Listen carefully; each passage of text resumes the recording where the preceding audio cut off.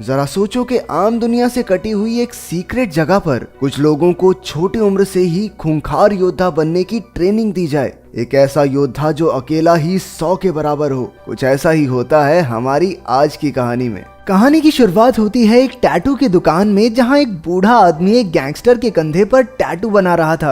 अचानक गैंगस्टर के चेले ने उसे एक लिफाफा दिया जिसमें से काली रेत बाहर निकली। उन गुंडों को इसका मतलब नहीं पता था, लेकिन उसे देखते ही वो बूढ़ा आदमी वहीं जमा का जमा रह गया। उसने बताया कि काली रेत का मतलब है कि दुनिया के सबसे खतरनाक निंजा आने वाले हैं। कई साल पहले उसका सामना इन योद्धाओं से हुआ था और वो जानता है कि ये कितने खूंखार होते हैं। फिर उसने अपनी छाती का बरसों पुराना घाव दिखाया। असल में इस बूढ़े आदमी का दिल दाईं तरफ है और यही कारण था कि वो निंजा के उस वार से बच गया था। अचानक एक आदमी का सर धड़ से अलग हो गया और चारों तरफ डर का माहौल फैल गया। तभी छत से एक तार गिरी और उसने एक आदमी को ऊपर खींच लिया। जब वो वापस आया तो उसके शरीर के टुकड़े हो चुके थे। ये निंजा हमेशा अंधेरे में छिपकर वार करते थे और एक ही पल में उन्होंने वहां खून की नदियां बहा दी। जब सब मर गए तो निंजाज अंधेरे से बाहर निकले। इसके बाद हमें जापान की ओजुनु पीढ़ी की कहानी बताई गई। ये खूंखार निंजाज की पीढ़ी है जिनका सरदार है लॉर्ड ओजुनु।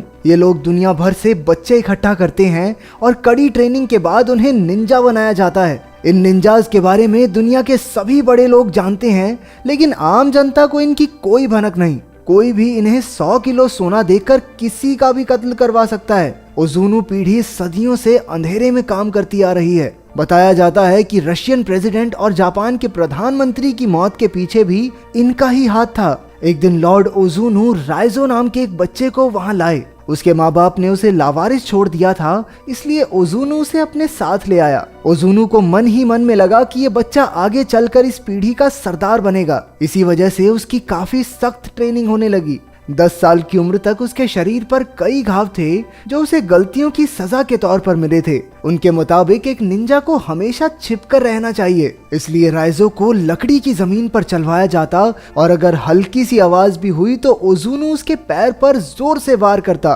रात को वो दर्द की वजह से सो तक नहीं पाया, लेकिन तभी किरिको नाम की एक लड़की ने आकर उसके घाव पर मरहम लगाई। वो भी उसकी तरह निंजा ट्रेनिंग ले रही थी। वहाँ सबको सिखाया जाता था कि किसी भी तरह के इमोशंस को अपने अंदर से निकाल कर फेंक दो, लेकिन किरिको सबसे अलग थी। उसे लोगों को मारना बिल्कुल गलत लगता था। जैसे जैसे वक्त बीतता गया राइजो और किरिको बड़े होते गए, लेकिन दोनों में कोई खास बातचीत नहीं हुई। वो दोनों सिर्फ दूर से ही एक दूसरे को देखते थे। राइजो अब ओजुनु पीढ़ी का सबसे काबिल निंजा बन गया था, लेकिन अपने सीनियर ताकेशी का सामना करते हुए वो हार गया क्योंकि ताकेशी ने धोखे से वार किया था। उसे बचाने की जगह ओजुनु ने राइजो को ही कमजोर कहकर बेइज्जत कर दिया। उसने राइजो के पेट में अपनी उंगलियों से जोरदार वार किया और वो बेचारा दर्द से करहाने लगा। अगली सुबह ओजुनु ने देखा कि राइजो फिर से ट्रेनिंग के लिए तैयार था। उसकी लगन देखकर ओजुनु काफी खुश हुआ। जल्द ही राइजो ने अपने सारे विरोधियों को आंख बंद करके भी हरा दिया,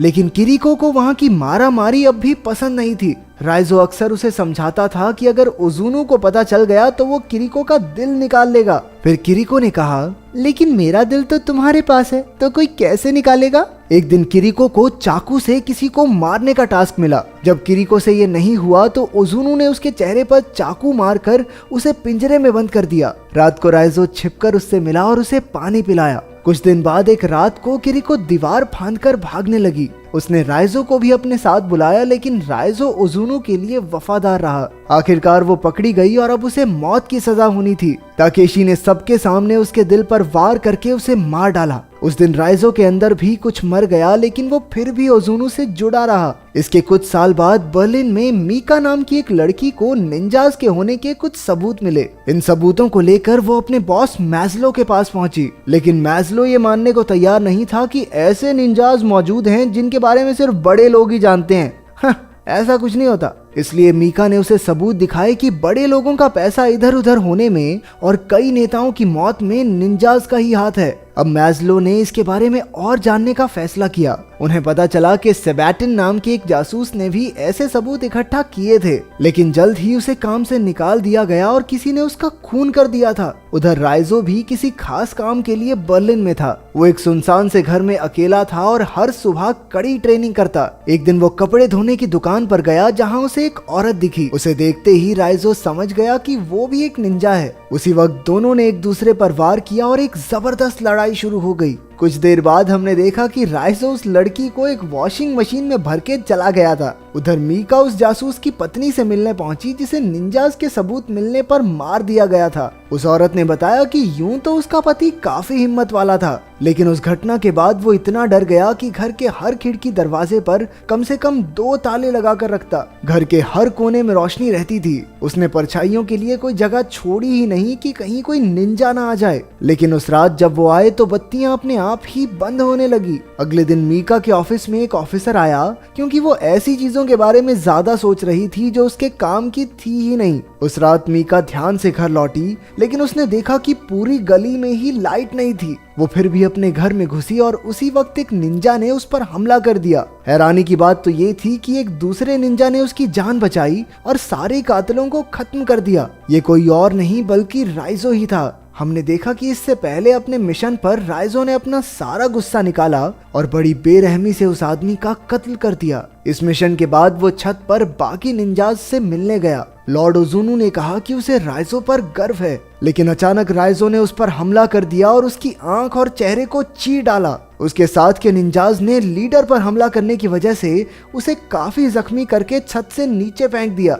खुशकिस्मती से राइजो पानी में गिरकर बच निकला। उस दिन के बाद राइजो ने निंजाज के खिलाफ काम करना शुरू कर दिया और उनके हर मिशन को चौपट किया। उसने मीका की जान भी इसीलिए बचाई थी। इसके बाद दोनों एक होटल में पहुंचे और अपने कपड़े बदले, क्योंकि निंजा खास सूंघने की शक्ति से इंसानों तक पहुंच जाते हैं। फिर मीका ने मैज़लो को बताया कि वो तो राइजो के साथ है, लेकिन मैज़लो को तो राइजो को पकड़ने के ऑर्डर्स मिले थे। वो जानता था कि राइजो उनका दुश्मन नहीं है, लेकिन उसे ऑर्डर तो मानने ही होंगे। इसलिए जब मैज़लो मीका और राइजो से मिलने गया तो पुलिस ने उसे बंदी बना लिया। फिर उसे एक सुनसान जेल में कैद करके जंजीरों से बांध दिया गया। जब मीका को पता चला कि इसमें मैज़लो भी मिला हुआ है तो वो उससे बात करने गई, लेकिन मैज़लो उसे रिहा करने के लिए हरगिज राजी नहीं हुआ, क्योंकि राइजो जेल में ही निंजाज से सुरक्षित रह सकता है। रात को मीका राइजो को पानी पिलाने गई, लेकिन फिर राइजो कहने लगा कि निंजाज किसी भी वक्त यहाँ आ जाएंगे। मीका ने मैज़लो को भी सावधान करने की कोशिश की, लेकिन अब बहुत देर हो चुकी थी। अचानक लाइट्स चली गई और निंजाज अंधेरे से बाहर निकले। उन खतरनाक योद्धाओं के सामने जाबाज सैनिकों की फौज और उनके हथियार भी कम पड़ गए।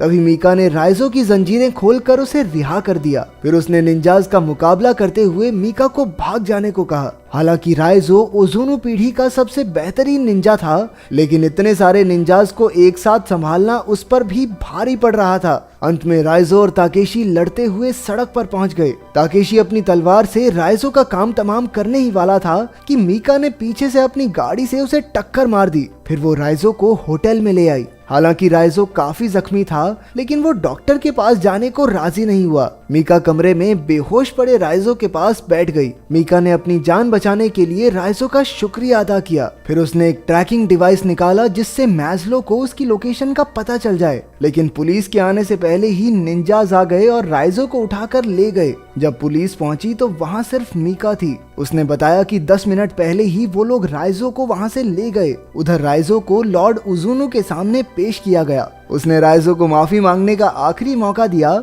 लेकिन राइजो ने कहा, मैं झुकेगा नहीं साला।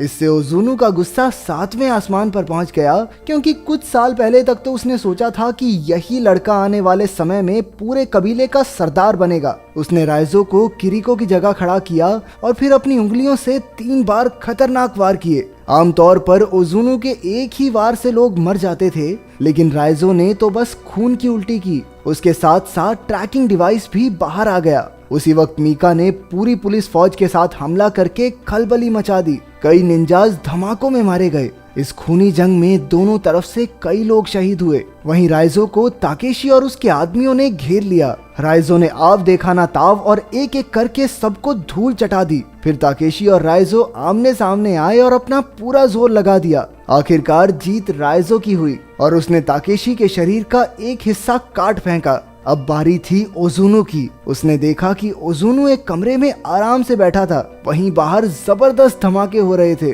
अचानक ओजुनु हवा में ही गायब हो गया और राइजो के पीछे के अंधेरे से निकला। सिर्फ एक धक्के से उसने राइजो को हवा में उड़ा दिया। फिर दोनों ने अपनी तलवारें निकाली और एक दूसरे के खून के प्यासे हो गए। ओजुनु ने एक बार फिर उसे माफी मांगने का मौका दिया और कहा कि वो राइजो का बाप है, वो ही उसे वहां लेकर आया था और बचपन से आज तक पाला है। लेकिन राइजो ने जवाब दिया कि वो किसी का बेटा नहीं और ओजुनु को खत्म करके ही वो आजादी की पहली सांस लेगा। फिर वो ओजुनु पर लपक पड़ा लेकिन वो एक बार फिर से गायब हो गया। तभी मीका राइजो की मदद करने पहुंची। मौका देखकर ओजुनु ने पीछे से मीका की छाती के तलवार आर पार कर दी। ये देखकर राइजो को याद आ गया कि कैसे इन दरिंदों ने उसके बचपन के प्यार किरिको को मार डाला था। गुस्से से भरकर राइजो ने एक ही झटके में अपनी तलवार से ओजुनु के 3 टुकड़े कर दिए। राइजो मीका को बाहर लाया और डॉक्टर्स ने उसे देखा।